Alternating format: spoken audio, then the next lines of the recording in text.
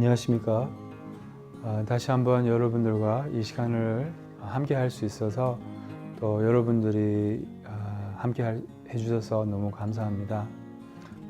저는 이런 시간을 가질 수 있어서 매우 기쁘고 또 이렇게 명상에 대해서 여러분들과 얘기를 해서 여러분들이 명상에 대해서 배우고 또 실천을 해서 이 참된 행복과 조금 더 가까워지고 우리의 본성과 훌륭한 우리의 불성과 가까워지고 우리의 참 모습을 더 많이 알게 되기를 희망하고 있습니다. 여러분들도 저도 그렇게 되기를 희망합니다. 이제 우리가 지금까지 사마타 명상을 배워왔어요. 그래서 오늘은 생각과 감정을 어떻게 알아차리는 것에 대해서 조금 이야기를 나눠볼까 합니다. 우리의 문제는 감정이죠. 어떤 감정이 우리를 괴롭힙니까? 슬픔일 수도 있고 불안일 수도 있고 요즘에 불안과 두려움이 많이 있죠. 그래서 이런 감정은 우리를 괴롭히지만 우리를 힘들게 하지만 번뇌라고 하지 않아요. 번뇌는 주로 5가지 감정이 있거든요. 무지, 집착, 분노, 증오, 그리고 질투, 오만 이렇게 5가지가 있는데요. 주요 그 번뇌라고 하죠. 이제 이런 번뇌든지 아니면 번뇌 아닌 슬픔이나 불안을 어떻게 알아차리는 것을 어떻게 알아차리고 어떻게 벗하고 이제 어떻게 잘 다룰 수 있는지 우리가 오늘 좀 배워보려고 해요. 그러면 좋지 않을까요? 저 같은 경우는 이제 뭐 화를 잘 냈죠. 그래서 옛날에는 화를 많이 냈어요. 근데 지금은 화를 뭐 잘 안 내요. 왜 안 믿으세요?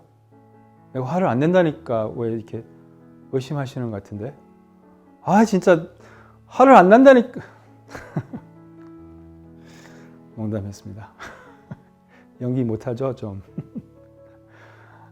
근데 정말 이 옛날에는 뭐 화에 휩쓸리고 또한 이렇게 누구를 원망을 해서 뭐 오랫동안 막 힘들어하고 그거는 이제 거의 없죠. 왜냐하면 분노와 친해졌기 때문에 분노가 무엇인지 알기 때문에 이제 여러분들도 분노를 이제 화를 많이 내지만 우리는 분노가 정확히 뭔지 몰라요. 왜 그러냐면 분노를 대하는 방식 때문이죠. 그래서 여러분 혹시 그 영화 보셨는지 모르겠는데 인사이드 아웃이라고 여기 분노가 있어요. 그래서 이제 우리는 이 분노를 여태까지 잘못 대화해왔어요. 어떻게 대화했느냐? 이 2가지 습관적인 반응이 있어요. 화가 올라오면 그럼 하나는 분노에 빠지고 하나는 그거는 이제 표출하는 거죠. 화를 내는 거죠. 그리고 하나는 분노를 참는 거예요. 억누르는 거예요. 그럼 어떻게 돼요? 화병이 생기고 우리나라는 어떻게 보면 이제 화를 억누르는 뭐 전문가들이 많죠.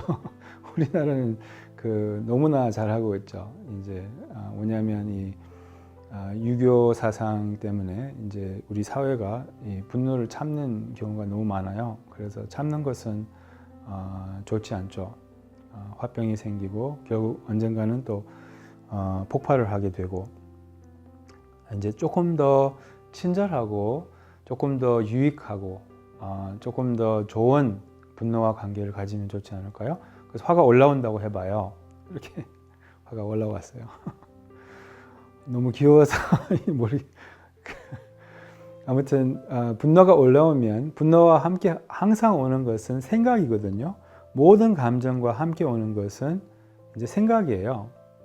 물론 어떤 감정은 생각과 올라오지 않아요. 뭐 예를 들면 음악을 들으면 감정이 올라오지만 뭐 생각이 올라오지는 않죠. 하지만 대부분의 우리 번뇌와 관련된 감정이나 슬픔이나 또 불안이나 이런 감정들은 주로 생각과 함께 옵니다. 사실 감정이 뭘까요? 여러분 생각해 보셨어요? 감정이 생각이에요. 생각이에요. 그냥 생각이 이어간 것이 감정이에요. 생각이 이어가서 이제 습관이 돼버리는 거죠. 그래서 습관이 돼버리면 정말 우리를 힘들게 하는 거죠. 그래서 예, 감정이 이제 불교에서는 공성이라고 해요. 공성. 공성은 뭘까요? 공성은 별거 아니라는 거예요. 쉽게 말하자면 뭐 공성을 지금 설명을 하기 어렵지만 그렇지만 이제 공성이 좋지도 나쁘지도 않다는 거예요. 그냥 감정이라고요. 그게 공성의 뜻이거든요. 그래서 우리는 공성을 몰라서 이제 화가 올라오면 이 두 가지 반응을 한다고요. 첫 번째는 보여드릴까요? 이제 분노가 말해요. 저 나쁜 놈.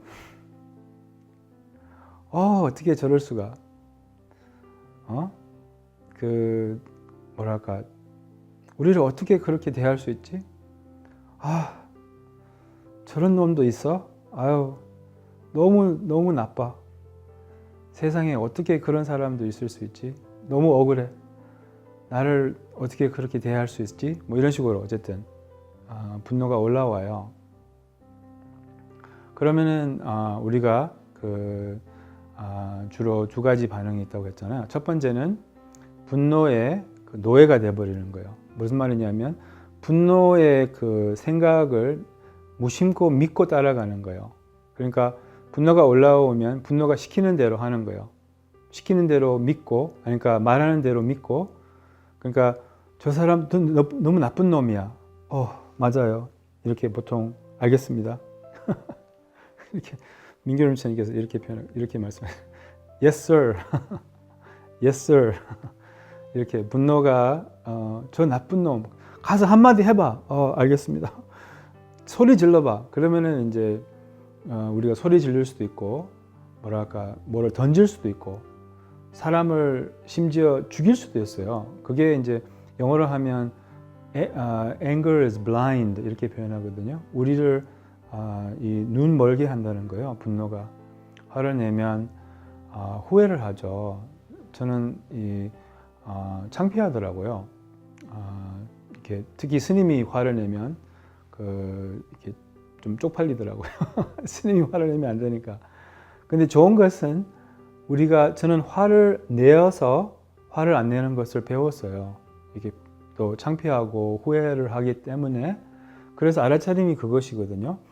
처음에는 이제 이런 원리를 배우고 연습을 하더라도 알아차림이 좀 뒤늦게 와요.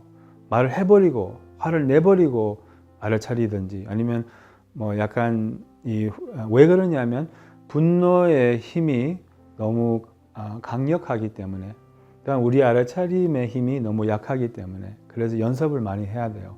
알아차림의 힘을 키워야 돼요. 지금은 거의 분노에 휩쓸리지 않아요. 분노가 딱 일어나면 내가 분노를 알아보거든요. 분노하고 친해졌기 때문에. 그래서 분노가 올라오면 안녕, 친구 왔구나. 그래서 당황하지 않아요. 그래서 근데 우리는 당황을 하는 거예요. 어떻게 할 줄 모르는 거예요. 화가 올라오면. 그것은 마음의 원리를 몰라서 그런 거예요. 그래서 이 마음의 원리를 배우면 그는 분노와 친해질 수 있어요. 분노와 더 친절한 관계를 가질 수 있어요. 그 다음에 이제 두 번째, 이렇게 분노가 올라오면 저 나쁜 놈, 저렇게 나를 괴롭혀서 어찌 그럴 수가, 그런 사람이 있구나, 뭐 이렇게 분노가 말하잖아요. 그러면은 우리가 그 말을 상대를 해요. 싫어해요. 분노를 싫어한다고요. 안 돼. 자비심을 가져야 돼. 나 스님이잖아. 뭐 이런 식으로. 근데 너무 나쁜 놈이잖아. 우리를 너무 괴롭혔잖아. 그래도 나가. 안 돼. 그냥 내가 너 안 돼. 근데 너무 우리를 괴롭혔잖아. 아니, 안 돼. 나가. 이런 식으로 분노와 싸워요. 이제 이게 억압을 하는 거죠. 분노를 참는 거죠. 이제 이렇게 해서 조금 분노가 가라앉을 수 있어요. 조금 뒤로 갈 수 있죠. 분노가. 그러면은 다음에 올라올 때 똑같은 상황이 주어질 때 우리가 분노를 이렇게 내쫓았기 때문에 억눌렸기 때문에 어떻게 되는지 아세요? 다음에는 더 세게 올라와요. 분노가. 억눌리면 어떻게 돼요? 우리의 일반 물질적인 세계에서도 무엇을 이렇게 억눌리면 어떻게 돼요? 계속 억눌리면 언젠가는 폭발을 하게 되잖아요. 우리의 마음의 세계에서도 같은 원리로 돌아가거든요. 이 물질 세계와 또한 마음의 세계는 논리로, 과학으로 돌아가요. 그래서 자꾸 마음에서도 억눌리면 더 이렇게 다음에 더 세게 올라온다고요. 분노에 또 좋은 점이 있어요. 분노의 좋은 점은 분노가 너무 분명하기 때문에 틀림없잖아요. 화가 나면. 그래서 조금 알아차리기가 한편에는 쉬워요. 근데 한편에는 쉽지만 또 반면에는 어려워요. 어려운 이유는 이제 너무 강력하게 올라오기 때문에. 그래서 이제 세 번째 방법은 명상이죠. 이게 양극단의 중도라고 해요. 그래서 이쪽에는 분노를 따라가고 이렇게 분노의 노예가 되고, 이쪽에는 분노를 싫어하고 분노와 싸워서 분노의 적이 되고 분노를 억눌리고. 그래서 근데 가운데는 어떻게 될까요? 이런 것이에요. 이거는 민규름 선생님께서 보여주신 건데 이렇게 분노가 말해요. 저 나쁜 놈, 어떻게 저럴 수가? 우리를 너무 괴롭혔잖아. 안녕. 뭘 좀 해봐. 안녕 분노. 저 소리 질러봐 한번. 저런 나쁜 놈도 있어? 보셨어요? 제가 뭐를 했어요? 분노를 바라봤어요. 이제 분노를 이렇게 본다는 거죠. 그럼 분노가 뭔지 이렇게 해서 분노가 뭔지 조금 알게 되는 거예요. 우리는 분노가 뭔지 몰라요. 경험이 없어요. 항상 화를 내거나 아니면 화를 참기 때문에 그런 분노가 정확히 뭔지 모른다는 거예요. 근데 분노를 이렇게 바라보면, 분노를 바라본다는 것은 생각을 바라본다는 거죠. 그래서 생각을 바라보면 이 생각이 이렇게 가라앉거든요. 이게 알아차림의 힘이에요. 알아차림이 있으면 생각이 가라앉아요. 그럼 화 잘 내는 사람이 화 덜 내는 사람이 되고, 화 덜 내는 사람이 화를 전혀 안 내는 사람이 될 수 있어요. 저 같은 경우는 분노하고 전혀 거의 문제가 없다고 생각을 해요. 그래서 그러니까 그렇다고 해서 화가 올라오지 않지는 않아요. 화가 올라오죠. 때로는 이제 화가 올라오는 것은 나쁜 건 아니에요. 우리는 이제 감정의 존재거든요. 감정이 있는 존재예요.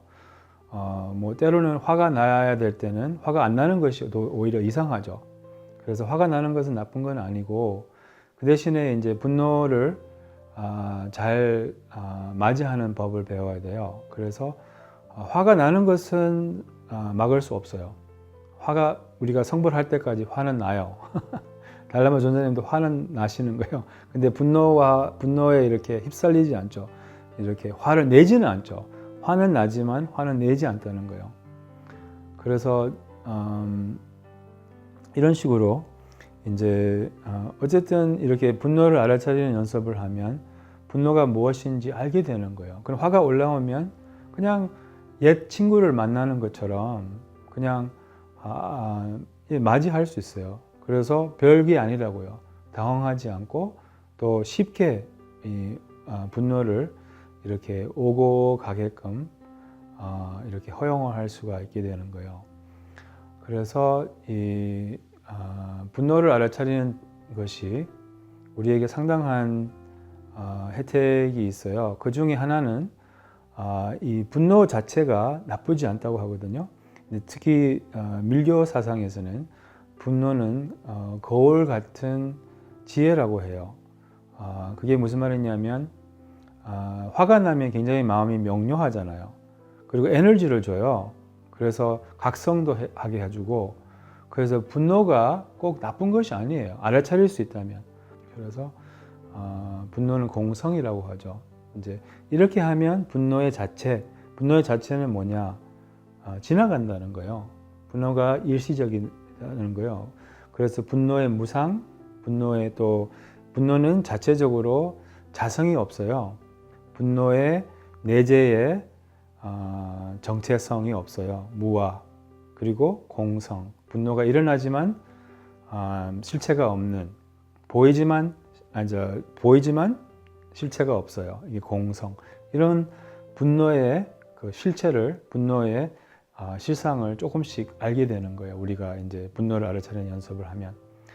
이렇게 해서, 물론 이제 이런 방법이 처음에는 조금 어려울 수도 있어요. 그래서 다음 시간에 또 다른 방법들을 소개해 드릴게요.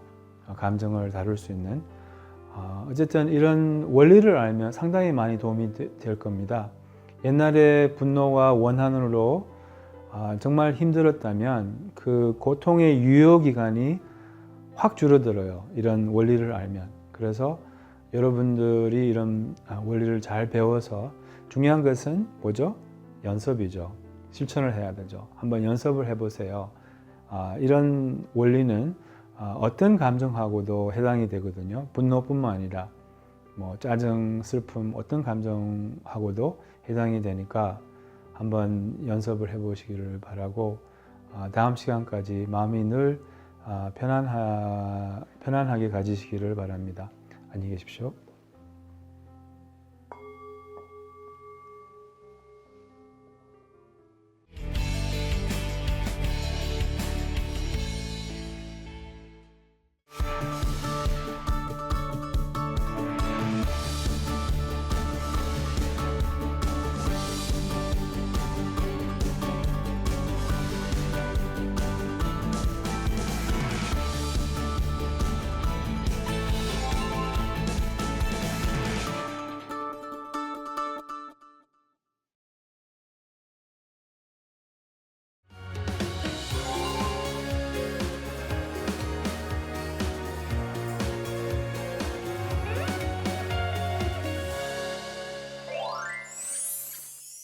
교수님, 이제 수행을 하면서 자기 모습을 관찰을 하게 되면 자기가 이런 부분이 문제고 이런 번뇌가 굉장히 고질적이고 심하고 내가 이런 걸 고쳐야겠구나 이렇게 알아지는 것들이 많거든요. 근데 그걸 아는 거랑 실제로 그거를 고치거나 번뇌를 많이 약화시키는 거랑은 또 다른 문제더라고요.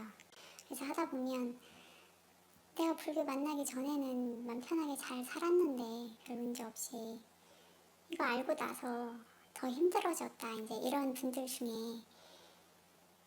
제 그냥 추측에는 화내면 안 돼 라는 거를 알게 됐는데, 화는 실제로 나고 안 내려고 애를 쓰는데 그게 잘 안 되고 그러니까 괴로워서 그러시지 않을까 하는 생각도 저희가 혼자 하기도 하는데요. 이렇게 수행을 하면서 괴로운 게 정상인 걸까요? 그런 거를 이제 굳이 이야기하자면 출세간의 괴로움이라고 이야기를 하는데요. 예를 들어 수행을 할 때 이제 번뇌를 오랜 세월 동안 익혀왔잖아요. 그러니까 번뇌가 일어났단 말이에요. 그러면 그게 이제 상당 부분은 습성화되어 있는 거고 이미 마음에 구조화되어 있는 그런 것들이 많은데, 근데 이런 것들이 이제 그 한순간에 바꾸기가 쉽진 않을 거 아니에요. 예전에는 그런 마음을 일으키는 것 자체가 문제가 있다거나 또는 해롭다거나 이런 거에 대한 생각을 전혀 안 했을 거란 말이에요, 보통. 근데 이제 수행을 배우고 또 법을 배우고 하다 보면 이렇게 뭐에 집착하고 화를 내고 이런 것들이 해로운 마음이구나. 이거는 내가 여기에 끌려가는 게 아니라 이걸 버려야 될 마음이구나. 이렇게 이제 알게 되면은 그거를 이제 벗어나기 위해서 이제 노력을 할 거 아니에요, 그죠? 그러면 이제 노력을 하는데 아무래도 이제 그런 번뇌를 일으킨 시간이 훨씬 많기 때문에 이거를 버리려고 노력하는 그 과정에서 힘이 들거든요. 금방 내가 이제 좀 버리려고 하면 또 금방 또 그쪽으로 또 집착으로 흘러가고 불쑥 화를 내고 이런 자기 모습을 보면서 이제 자괴감에 들기도 하고 내가 왜 이렇게 부족하나 이렇게 생각하기도 하는데 근데 그거는 어떻게 보면 되게 당연한 것이고 그런 과정을 거치지 않고 사실은 수행에서 성공한 사람은 아무도 없거든요. 누구나 다 그런 과정을 거쳐요. 사실은 이제 저희 같은 초심자들은 저희가 이제 수행 스승으로 생각하시는 분들을 뵙거나 직접 못 뵈도 책에서 읽으면 너무 순탄하게 이렇게 수행 그 단계에 도달하셨을 것 같은 착각을 사실 많이 하거든요. 너무 뛰어나시게 느껴지니까. 물론 이제 그렇게 쉽게 이제 그 과정을 가신 분들도 우리가 경전상에 보면 좀 나오죠. 경전에는 이렇게. 네, 근데 실제로 그렇게 되는 경우가 이제 흔치는 않습니다. 또 요즘은 또 과거 부처님 당시보다는 번뇌 구조가 훨씬 복잡하거든요. 옛날엔 농경사회고 지금은 굉장히 복잡한 정보도 굉장히 많고 복잡한 세계잖아요. 어떻게 보면 뭐 인터넷을 통해서 세계 많은 사람들의 번뇌가 공유되고 있다고 해도 과언이 아니거든요. 이런 세상에서 이제 그 수행을 하는 거하고 좀 똑같이 보기는 어려워요. 그래서 번뇌를 극복하는 것이 쉬운 일은 아닌데, 근데 우리가 거기서 힘들게 느낀다는 것 자체가 벗어나기 위해서 애를 쓰기 때문에 그렇잖아요. 만약에 그 번뇌로 휩쓸려 가면 힘들다고 생각 안 할 거거든요. 내가 이거 수행하는 게 힘들다. 왜 이렇게 뭔가 잘 안 되냐. 이런 생각이 일어나는 것 자체가 그것이 적어도 바른 길이라면 그 자체가 자기가 수행을 하고 있다는 반증이기도 해요. 그래서 그런 거는 이제 오히려 자기를 향상으로 인도하는데 그 과정이 이제 조금 힘든 그 과정이 있는 거죠. 스텝이. 그게 어느 정도 넘어가면 그런 힘든 것이 없어지는데 초보자 때는 저항이 심하잖아요. 그 번뇌의 저항이 심한데 그거를 이제 극복하고 가기 위해서는 일정 부분은 좀 힘든 면도 있는데 현재는 좀 그런 힘들고 괴로운 면이 따르지만 이게 나중에 지나고 나면 분명히 우리에게 좋은 이익을 주고 향상으로 인도하기 때문에 예를 들면 이런 거예요. 담배를 피우잖아요. 담배를 이제 피우면 담배를 피우는 그거 자체가 이제 익숙해져 중독이 된 사람들한테는 담배를 끊을 때 금단정세가 나타나거든요. 근데 그 과정은 힘들어요. 금단정세가 참아야 되고 그러니까.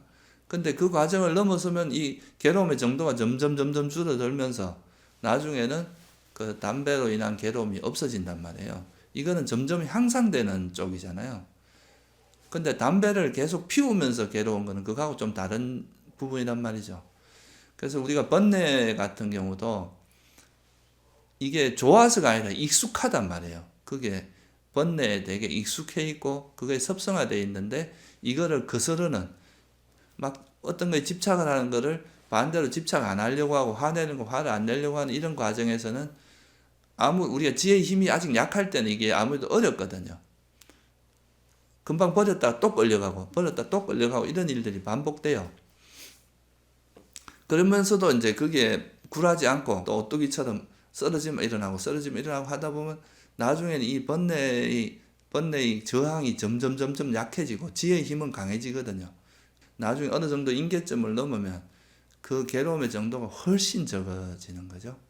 그러니까 처음에 해로운 이런 마음들이 많을 때는 저항이 심하기 때문에 힘든데 이게 점점 없어져서 유익한 마음들이 이제 더 많아지고 더 이렇게 이어지고 지혜가 좀 더 강해지면 그때는 이제 쉬워지거든요. 그러니까 어쨌든 그 바른 길로 가면서 그런 괴로움을 겪는 거는 누구나 다 겪는 과정이고 그런 괴로움을 겪는 것 자체가 내가 그 번뇌로부터 벗어나려고 애쓰고 있다는 것. 그것이 오히려 그것 자체가 수행이라는 것. 이런 걸 이해하는 것이 중요합니다.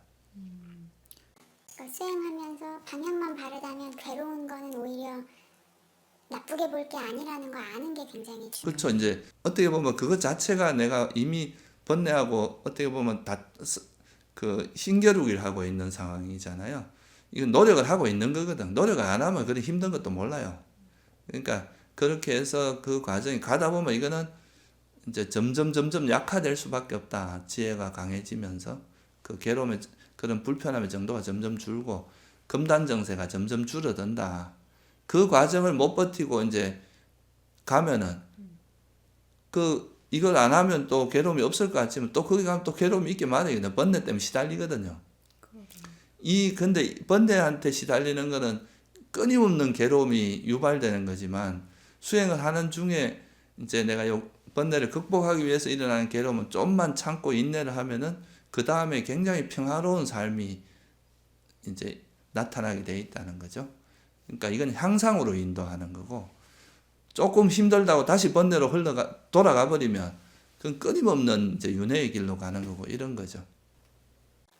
비세속적인 괴로움이라고 알고 인내하면서 버티면서 계속 수행을 해나가면 되는 거네요. 그렇죠. 뭐 그 약간은 인내하는 과정은 필요한데 이거 자체가 우리의 향상으로 인도하고 우리가 결국은 좋은 쪽으로 가는 건데 그 가는 과정에서 우리가 조금 참아야 되는 부분이 있는 거잖아요. 그러니까 그렇게 이해를 하는 것이 좋을 것 같아요.